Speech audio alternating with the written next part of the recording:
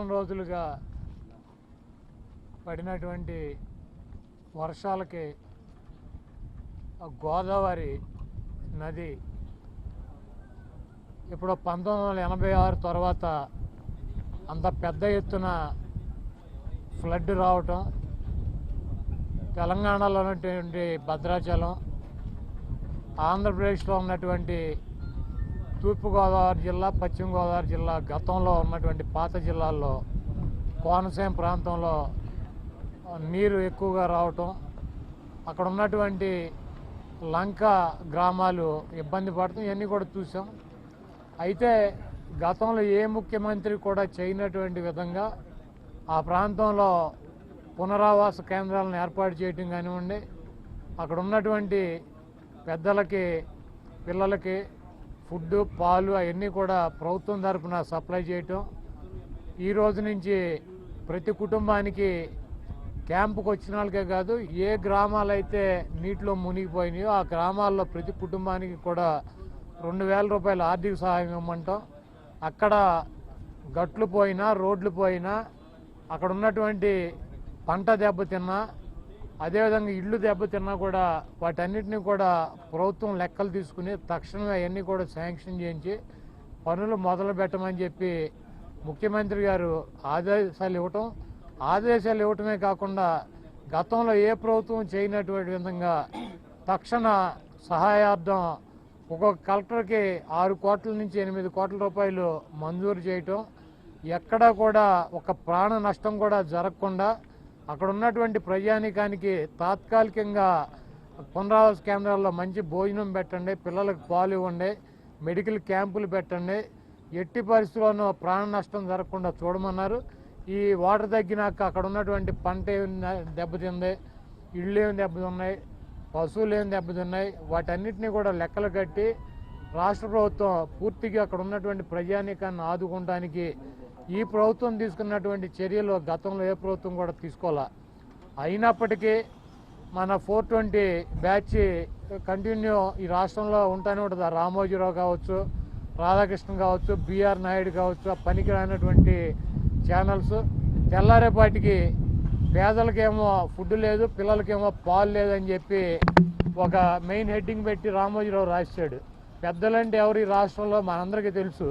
ఎవడు రామోజీరావు ఒకడు, చంద్రబాబు నాయుడు ఒకడు, రాధాకృష్ణ ఒకడు, బిఆర్ నాయుడు ఒకడు. వీళ్ళకి ఫుడ్ లేదు రాజకీయంగా. ఎందుకంటే జగన్మోహన్ రెడ్డి గారి దెబ్బకి మరి అనాథలయ్యి వరద బాధితుల కన్నా హీనమైనటువంటి పరిస్థితులు 4 చచ్చారు. అట్లాగే పిల్లలకేమో పాలు లేవంట. పిల్లలు ఎవరో పవన్ కళ్యాణ్, లోకేష్. వీళ్ళకేమో పాలు లేవు. దిక్కుమాలినటువంటి వాళ్ళు బతుకుతా ఈరోజు ప్రభుత్వం మీద ఏ రకంగా నిందలేయాలన్నటువంటి ఒక దురుద్దేశంతో చేస్తున్నారు. మళ్ళీ చంద్రబాబు నాయుడు ఇవన్నీ పేపర్లో అక్కడ ఈ లేవు అని చెప్పి వీళ్ళు రాయటం, రేపు చంద్రబాబు నాయుడు వెళ్ళి మాకేదో అక్కడ ఏదో జరిగిపోయిందని చెప్పి ప్రభుత్వాన్ని విమర్శించాలని అతను తిరగడం ఇవన్నీ కూడా మావులే. గతంలో మన కడపలో వరద వచ్చి అన్నమయ్య ప్రాజెక్టు కొట్టుకుపోయినప్పుడు కూడా ఈ పనికి మాలిన పేపర్లు ఇయర్ రాసినవి ప్రతిపక్ష నాయకుడు వెళ్ళి ఏం మాటలు మాట్లాడొచ్చాడు. మరి ముఖ్యమంత్రి గారు మొత్తం అన్నీ కూడా అక్కడ ఏర్పాట్లు చేయించి తర్వాత వెళ్ళి 2 రోజులు తిరుపతి కానీ అన్నమయ్య ప్రాజెక్టులో కొట్టుకుపోయినటువంటి గ్రామాలకు కానీ పర్యటించి అక్కడ ప్రతి వాళ్ళని కూడా పలకరించి మీకు ప్రభుత్వం నుంచి అందాల్సినటువంటి సహాయం అందిందా అని అడిగితే ఒకళ్ళు కూడా చెయ్యెత్తల బ్రహ్మాండంగా చేశారని చెప్పి ప్రజలు ముఖ్యమంత్రి గారిని మెచ్చుకున్నటువంటి పరిస్థితి. ఈ దిక్కుమాలిన రాజకీయ పార్టీలు కావచ్చు, ఈ దిక్కుమాలిన మీడియా కావచ్చు, జగన్మోహన్ రెడ్డి గారిని ఎంత భ్రష్టు పట్టించాలన్నా కూడా అక్కడున్న జగన్మోహన్ రెడ్డి గారు తప్పకుండా తూర్పుగోదావరి, పశ్చిమ గోదావరిలో రేపు జగన్మోహన్ రెడ్డి గారు మరి ఈ రోజు నుంచి అక్కడ నీరు తగ్గుతుంది కాబట్టి ప్రతి ఇంటికి 2,000 రూపాయలు ఇమ్మన్నారు, నిత్యావసర వస్తువులు ఇమ్మన్నారు. అదేవిధంగా పంట నష్టపోయినటువంటి పంట దెబ్బతిన్న దాన్ని లెక్కలు కట్టమన్నారు. ఎక్కడ ఇళ్ళు దెబ్బతింటే, పశువులు దెబ్బతింటే వాటికి కూడా లెక్కలు తీయమన్నారు. వాళ్ళకి నష్టపరిహారం చెల్లిద్దామని చెప్పి ఇవన్నీ కూడా ఈ 3-4 రోజుల్లో కొనసాగుతాయి.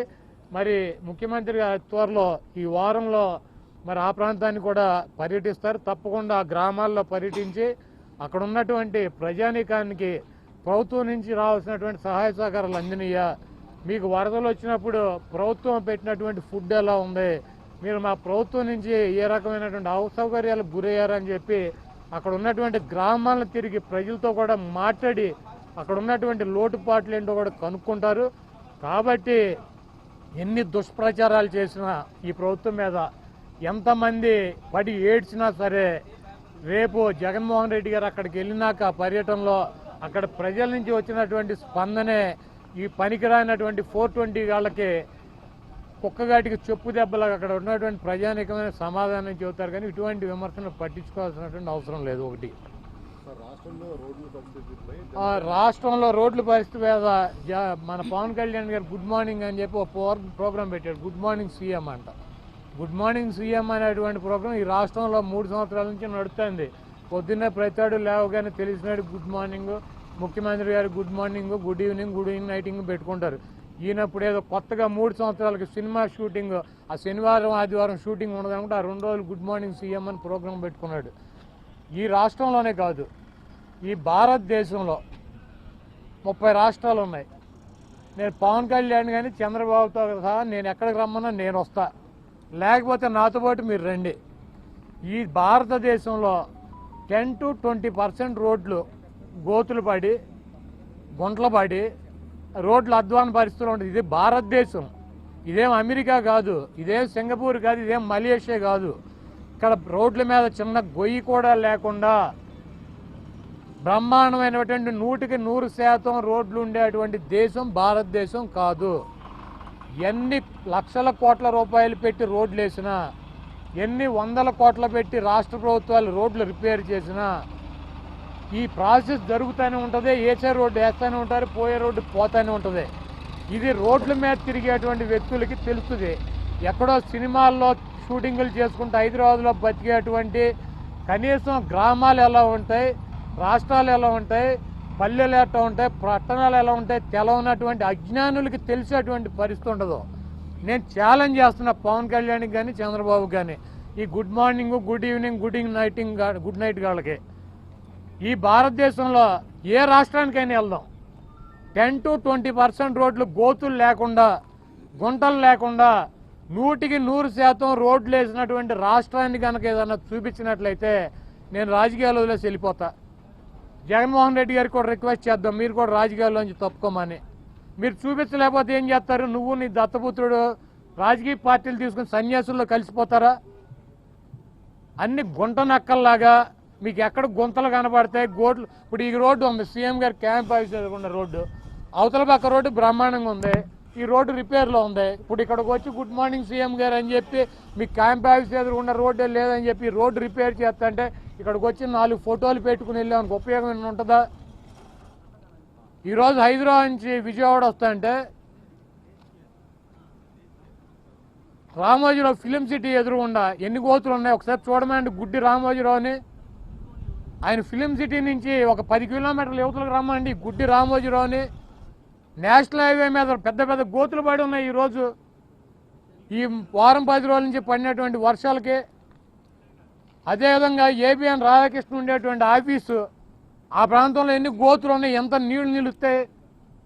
అదే జర్నలిస్ట్ కాలనీలో ఏదో చెప్తారు. ఆ కాలనీలో ఎక్కడన్నా భారతదేశంలో 100% రోడ్లు వేసినటువంటి రాష్ట్రం ఏదన్నా ఉందా?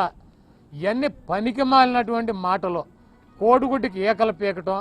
జగన్మోహన్ రెడ్డి గారు 4 నిర్మిట్ చేసినటువంటి స్కూల్స్ గురించి మాట్లాడరు, ఆరోగ్యశ్రీ గురించి మాట్లాడరు, జగన్మోహన్ రెడ్డి గారు ఇచ్చినటువంటి సంక్షేమ కార్యక్రమాల గురించి మాట్లాడరు, ఆయన తీసుకొచ్చి పెట్టినటువంటి పెట్టుబడుల గురించి మాట్లాడరు, గ్రామ సచివాలయాలు ఇచ్చినటువంటి 1,40,000 ఉద్యోగాల గురించి మాట్లాడరు, ఈ రాష్ట్రంలో పనిచేస్తున్నటువంటి 2,75,000 మంది వాలంటీర్ల గురించి మాట్లాడరు, 15,000 సచివాలయాల గురించి మాట్లాడరు. ఈరోజు ఎక్కడా లేనటువంటి విధంగా రైతులకి మరి ఇంటికే విత్తనాలు తీసుకొచ్చి ఇచ్చేటువంటి కార్యక్రమం, ఆర్బీకేలు, గిట్టుబాటు ధర, ఇన్ని వేల కోట్ల రూపాయలు ఖర్చు పెట్టి ఇంత కార్యక్రమాలు చేస్తుంటే ఏమీ మాట్లాడరు. ఎక్కడన్నా 10%, 20% అన్ని రాష్ట్రాల్లో ఉండేటువంటి ల్యాబ్స్ ఇక్కడ ఉంటే కోడిగుడ్డు కేకలు పీకినట్టు ఒకడొచ్చి గుడ్ మార్నింగ్, ఒకడొచ్చి గుడ్ నైట్, పనికి మాలినటువంటి కార్యక్రమాలు. కాబట్టి ఇటువంటి కార్యక్రమాలు ఎన్ని చేసినా, ఎన్ని విమర్శలు చేయాలనుకున్నా కూడా ముఖ్యమంత్రి గారు ఆత్మస్థైర్యాన్ని కానీ వైఎస్ఆర్ కాంగ్రెస్ పార్టీకి ఈ రాష్ట్రం ఉన్నటువంటి బలాన్ని కానీ చెక్కు చెదర్చలేరు. ఇటువంటి వ్యక్తులు కాలప గర్భంలో కలిసిపోవటమే కానీ ముఖ్యమంత్రి గారిని అయితే కనుక ఏమీ చేయలేరు.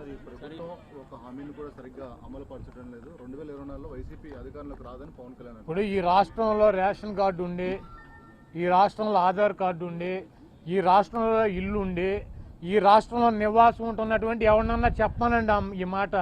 ఈ రాష్ట్రంలో ముఖ్యమంత్రి గారి ప్రభుత్వం బాగాలేదు, జగన్మోహన్ రెడ్డి గారి ప్రభుత్వం. ఈ రాష్ట్రంలో జగన్మోహన్ రెడ్డి గారు ఇచ్చినటువంటి హామీని అమలు చేయట్లేదు, జగన్మోహన్ రెడ్డి గారు ఈ రాష్ట్రాన్ని పట్టించుకోవట్లేదు అని చెప్పి ఈ రాష్ట్రంలో ఉన్నటువంటి నివాసం ఉంటున్నటువంటి వ్యక్తి ఎవడు చెప్పింది? రేషన్ కార్డు ఉందా వాడికి? ఆధార్ కార్డు ఉందా? కనీసం ఇక్కడ ఒక ఇల్లు ఉందా? ఇక్కడ ఎవడన్నా ఉండేవాడు ఉన్నాడు? ఒక నైటు ఎక్కడో షూటింగులు చేసుకుంటా, ఎక్కడో బతుకుతా. ఇక్కడ ఆంధ్రప్రదేశ్లో వచ్చి ముఖ్యమంత్రి గారి గురించి, ఆయన చేసే పథకాల గురించి చెప్పేవాళ్ళని అజ్ఞానులు అంటారు.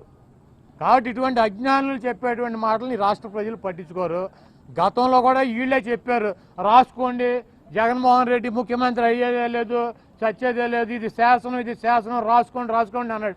రాసుకుని పేజీలు ఫుల్ అయినాయి. ఇప్పుడు మళ్ళీ వచ్చి రాసుకోమన్నాడు. ఏముంటుంది రాసుకోవడానికి? ఆయన రాసుకోవాలి. జగన్మోహన్ రెడ్డి గారు ఏకముక్క కూడా ఎవడో పీకలేడు. కులాలకి, మతాలకి, రాజకీయాలకి అతీతంగా పనిచేసేటువంటి పార్టీ వైఎస్ఆర్ కాంగ్రెస్ పార్టీ. జగన్మోహన్ రెడ్డి గారు ఈ రాష్ట్రంలో ఏ విపత్తు వచ్చినా కూడా ముఖ్యంగా అన్ని రాష్ట్రాల కన్నా బ్రహ్మాండంగా స్పందించేటువంటి ముఖ్యమంత్రి. ఆయన మనసులో ఉన్నదే ప్రజలకు ఎంతో కొంత మేలు చేయాలన్నదే. ఆయన ఎట్టగొట్ట దించాలని చెప్పి దుష్టచతిష్టం ఈ 5-6 పనికిరానటువంటి 420 గల ప్రయత్నం చేస్తారు. ఈ 420 గల ప్రయత్నం నెరవేరదు. అలాగే చంద్రబాబు నాయుడు ఎంత నమ్మక ద్రోహి అంటే, ఎంత వెన్నుపోటుదారుడు అంటే మీ అందరూ కూడా చూశారు. అసెంబ్లీకి రానని చెప్పాడు కదా పెద్ద మనిషి. ఏం చెప్పాడు? అసెంబ్లీకి ముఖ్యమంత్రికి అడుగు పెడతానని మంగమ్మ శపథం చేశాడు, ఏడ్చి శోకాలెట్టి. దేని గురించి? మర్చిపోయాడు. జగన్మోహన్ రెడ్డి గారిని విమర్శిస్తాడు, మాట తప్పాడు మడం తిప్పాడని. జగన్మోహన్ రెడ్డి మాట తిప్పడం, మడం తిప్పడం. నువ్వు 4 మంత్రులు ఇచ్చావు మా ఎమ్మెల్యేలకి, 23 మంది ఎమ్మెల్యేలను చేర్చుకున్నావు. ఆ సభకి, నువ్వు ఉన్నటువంటి సభకి నేను రాను, పాదయాత్ర చేసి ప్రజల్లో తేల్చుకుంటా అన్నాడు. జగన్మోహన్ రెడ్డి గారు అసెంబ్లీకి వచ్చాడు, ముఖ్యమంత్రికి వచ్చాడు. నువ్వేం చేసావు? వాళ్ళు నువ్వు ముఖ్యమంత్రివా? ఎన్టీ రామారావుకి ఆ రోజు వెన్నుపోటు పొడిచావు.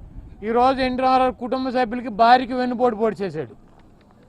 నేను భువనేశ్వర్ గారి గురించి నేను అసెంబ్లీకి రాను, ముఖ్యమంత్రికి వస్తా అని చెప్పాడు. వాళ్ళ ఆవిడికి కూడా పోటీ చేశాడు వెనక నుంచి వెన్నుపోటు. వాళ్ళ భువనేశ్వర్ కన్నా రాష్ట్రపతి అభ్యర్థి ముర్ము గారు ఎక్కువైపోయారు ఆయనకి. ఎందుకు వచ్చారో బాబు అంటే ముర్ము గారికి ఓటేయటానికి వచ్చానంటున్నాడు. అంటే భార్య భువనేశ్వర్ గారి కన్నా ముర్ము గారికి ఓటేయటం ముఖ్యమైందా? నీ మంగమ్మ శపథం గాలికి వదిలేసావా? కాబట్టి మాట తప్పేటువంటి వ్యక్తి, మడం తిప్పేటువంటి వ్యక్తి, వెన్నుపోటు పొడిచేటువంటి వ్యక్తి, మాట మీద నిలకడలేనటువంటి దొంగ నాటకాలు ఆడే వ్యక్తి చంద్రబాబు నాయుడు. జగన్మోహన్ రెడ్డి గారు ఇచ్చినటువంటి మాటకు కట్టుబడి ఉండేటువంటి వ్యక్తి. ఆ రోజు 23 మంది ఎమ్మెల్యేలను చేర్చుకున్నాను, 4 మంత్రులకు ఇచ్చా, నేను ప్రజాక్షేత్రంలో తేల్చుకుని అసెంబ్లీకి వస్తా ఉన్నాడు. అసెంబ్లీలోంచి కాలు బయట పెట్టినాక ముర్ము కోసం రాలేదు, లేకపోతే రాష్ట్రపతి అభ్యర్థి కోసం రాలేదు, అసెంబ్లీలో కాలు పెట్టలే ఆయన. మళ్ళీ శంషేర్గా ముఖ్యమంత్రి అయినాక వచ్చాడు. నువ్వు మళ్ళీ ఆ రోజు ఎన్టీ రామారావుకి పొడిచినటువంటి వెన్నుపోటు ఈరోజు ఎన్టీ రామారావు కుటుంబ సభ్యులకి, భార్యకి పొడిచి ముర్ము కోసం అసెంబ్లీకి వచ్చేసాడు. కాబట్టి ఇటువంటి నీచుడు చంద్రబాబు లాంటి వ్యక్తులు చెప్పేటువంటి మాటలు నమ్మాల్సినటువంటి అవసరం లేదు. ఈ కార్యక్రమాన్ని మీకు సమర్పిస్తున్న వారు గ్రీన్ మెట్రోస్ తులసి భాగ్యనగర్. సబ్స్క్రైబ్ చేయండి. Please do subscribe to. Please like, share and subscribe to top Telugu TV. Top Telugu TV. Top Telugu TV.